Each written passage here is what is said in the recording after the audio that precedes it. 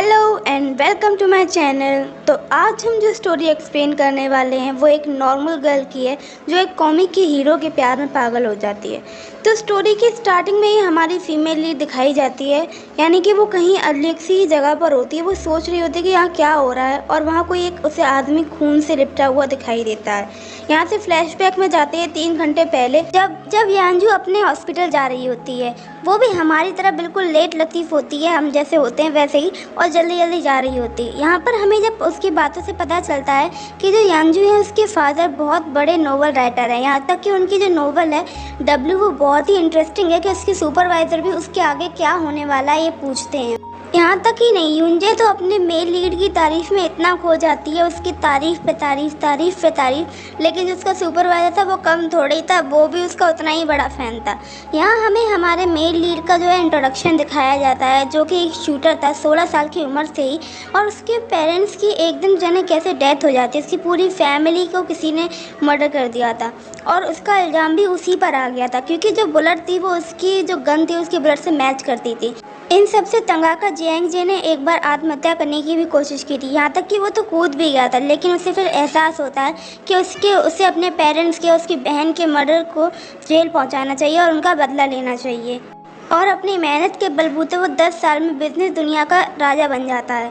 वो सब कुछ करता है, उसकी इन्वेस्टिगेशन करवा रहा होता है, लेकिन उससे उसे कुछ क्लू नहीं मिल रहा होता है। एक दिन जब वो लिफ्ट में जा रहा होता है, अचानक से वहाँ उससे कोई दिखता है, और वो जब उसका पीछा करते करते छत पर चला जाता है, तभी उसे पीछे से कोई चाकू से हिट कर देता है। और यहाँ से हम अपने प्रेजेंट में आते हैं, यानी हमारी हीरोइन के पास आते हैं। यूंजे भी वो नॉवल पढ़ रही होती है और सोच रही होती है कि किलर कौन है, और वो वहाँ से तुरंत ही अपने घर जाती है, अपने फादर को ढूंढती है, लेकिन उसके फादर नहीं मिल रहे होते हैं। वो उनके रूम में जाती है जहाँ पर वो नोवेल लिखा करते थे, और वहाँ कुछ ढूंढने लगती है। तभी उसे वो नोवेल मिलती है जिसका नाम था। फिर वो वहाँ बैठकर देखने लगती है, तभी वहाँ से स्क्रीन दिखाई जाती है जहाँ पर अचानक से कोई इंसान होता है और एकदम से कोई हाथ बाहर निकल के स्क्रीन से उसको अंदर खींच लेता है। और ये वही मोमेंट है जो हमें स्टार्टिंग में दिखाया गया था। और वो ना उस आदमी की हेल्प करने लगती है। उसे समझ नहीं आ रहा था वो क्या करे, और लेकिन जो उसे रेस्क्यू करने के लिए उसे चाहिए था वो उसको करती है, और हाँ, इसी से वो ठीक भी हो जाता है। लेकिन तभी वहाँ डॉक्टर आते हैं और वो बताते हैं, उसके जो सेक्रेटरी था, कि जिसने भी इनको फर्स्ट एड दिया है उसकी वजह से इनकी जान बच पाई है। सेक्रेटरी उनसे पुलिस से कोऑपरेट करने के लिए कहता है। तभी यूंजे को कुछ समझ में आता है, उसे लगता है कि ये तो वो मेल लीड नहीं था, और यहीं पे टू बी कंटिन्यूड लिख के आता है, और हमारी यूंजे वापस से अपने वर्ल्ड में आ जाती है। उसे समझ में नहीं आ रहा होता उसके साथ क्या हुआ, क्या वो सपना देख रही थी कि वो कॉमिक में चली गई थी, उसे कुछ भी समझ में नहीं आ रहा होता है। और तभी जो उसके फादर का सेक्रेटरी था वो उसे आके बताता है कि जो कॉमिक है वो अपडेट हो गई है। मतलब उसे समझ में नहीं आ रहा था कि अपडेट कैसे हो गई जब फादर ही यहाँ नहीं है। तो उधर कॉमिक वर्ल्ड में यूंजे हॉस्पिटल में एडमिट होता है, और उसकी सेक्रेटरी और उसके जो बॉडीगार्ड था वो आते हैं वहाँ। यूंजे उस लड़की को ढूंढने के लिए कहता है और बोलता है कि मुझे लगता है वो लड़की ही मुझे अब रीज़न बता सकती है, मुझे लगता है वो मेरे एग्जिस्टेंस का रीज़न है। इधर फादर का असिस्टेंट बोल रहा होता है कि शायद जो मिस्टर वो है उनको है ना, उसको मारने का डिसीजन सही नहीं लगा था, इसीलिए हो सकता है वो कहीं बैठकर ड्रॉ कर रहे हों और उन्होंने इस कहानी में नया कुछ लाने का सोचा हो। तभी वह मिस्टर वो आ जाते हैं, और जब यूंजे उससे पूछती है कि वो कहाँ गए थे, तो वो बोलते हैं कि मैं तो बस बाहर टहलने गया था। जिस पे यूंजे उससे पूछती है तो क्या ये कॉमिक में नया कैरेक्टर वो आपने ड्रॉ किया है? तो उसके फादर कहते हैं हाँ मैंने ही ड्रॉ किया है, मुझे कोई नया कैरेक्टर समझ में नहीं आ रहा था, इसीलिए मैंने तुम्हें एक मॉडल समझ के तुम्हारी तरह ही एक कैरेक्टर को डेवलप किया है। फिर यूंजे वहाँ से चली जाती है और उसके फादर फिर से कुछ ड्रॉ करने लगते हैं। इधर कॉमिक वर्ल्ड में जो जियांग था उसकी सेक्रेटरी से पूछती है तो क्या वो प्रिटी थी दिखने में? तो वो बोलता है कि अगर वो प्रिटी थी दुनिया की सारे लड़की ही प्रिटी होंगी।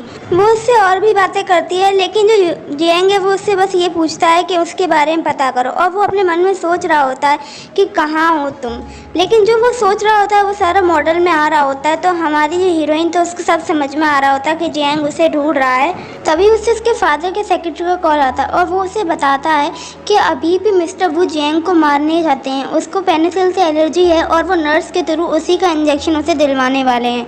जिस पे हमारी जो यूंजे है वो उन्हें कॉल करके कहती है कि आप ऐसा क्यों कर रहे हैं।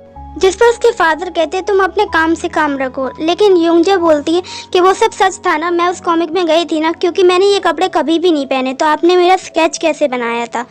लेकिन उसके फादर कहते हैं उसे मरना ही होगा।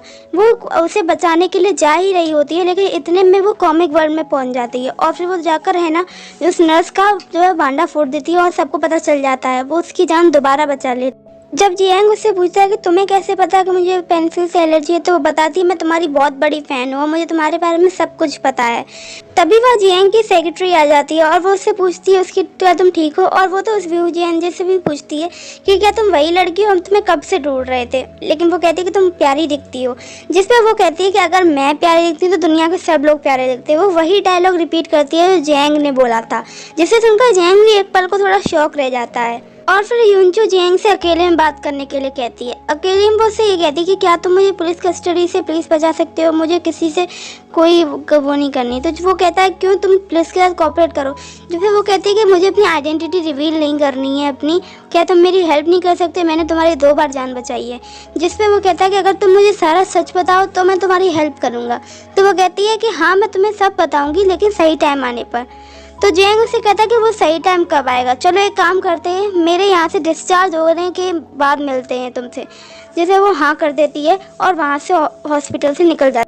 बाहर आकर वो सोच रही होती है कि वो कैसे वापस जाएगी, लेकिन तभी वो देखती है कि वहाँ टाइम बहुत तेज तेज चलने लगा है और एक दिन यानी पूरा 1 महीना पास हो चुका है। और जो जियांग है वो उसे वहाँ देखने आता है और कहता है कि तुमने वही कपड़े क्यों पहन रखे हैं, तुम्हारे पास क्या और वो नहीं ना, तुम मुझसे मिलने के लिए इतनी बेकरार थी। जैसे वो बहाना मारते हुए कहती है कि नहीं ऐसा कुछ नहीं है, मेरे पास कपड़े कम है इसीलिए मैंने वही ड्रेस पहना हुआ है। तो जियांग कहता है कि यही अच्छा तरीका है तुम्हारा, जो तुमने मेरे ऊपर किया है जो फेवर मैं उसको लौटाना चाहता हूँ। और वो उसे शॉपिंग के लिए ले जाता है और ड्रेसेस ट्राई करने के लिए भी देता है। इधर युनजो को ये समझ में आ गया था कि उसे यहाँ से जाने के लिए कुछ ना कुछ शॉपिंग करना होगा, जिससे वहाँ चैप्टर जो है ख़त्म हो जाए और वो नेक्स्ट चैप्टर के लिए हो जाए। इसीलिए वो जाती है बाहर ड्रेसिंग रूम से और तुरंत ही जाकर जियांग को पहले थप्पड़ मारती है, लेकिन थप्पड़ मारने के बाद भी कुछ नहीं होता। तो फिर वो उसे किस कर लेती है और किस करने के बाद वहाँ से वो एकदम से अंदर भाग जाती है ड्रेसिंग रूम में वापस से। जब जियांग उसके पीछे पीछे जाता है तो वहाँ कोई भी नहीं होता।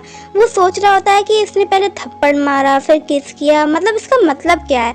अब इसका मतलब तो हमें फ्रेंड्स अगले चैप्टर में यानी अगले पार्ट में पता चलेगा। लेकिन तब तक आप मेरी वीडियो को लाइक शेयर एंड सब्सक्राइब कर लीजिए, जल्दी से मेरे चैनल को सब्सक्राइब कीजिए। और अगर आपके कोई मतलब प्रॉब्लम हो मेरे इसमें कंटेंट में या कुछ और नया चाहिए हो तो प्लीज़ मुझे कमेंट कीजिए। तब तक के लिए बाय।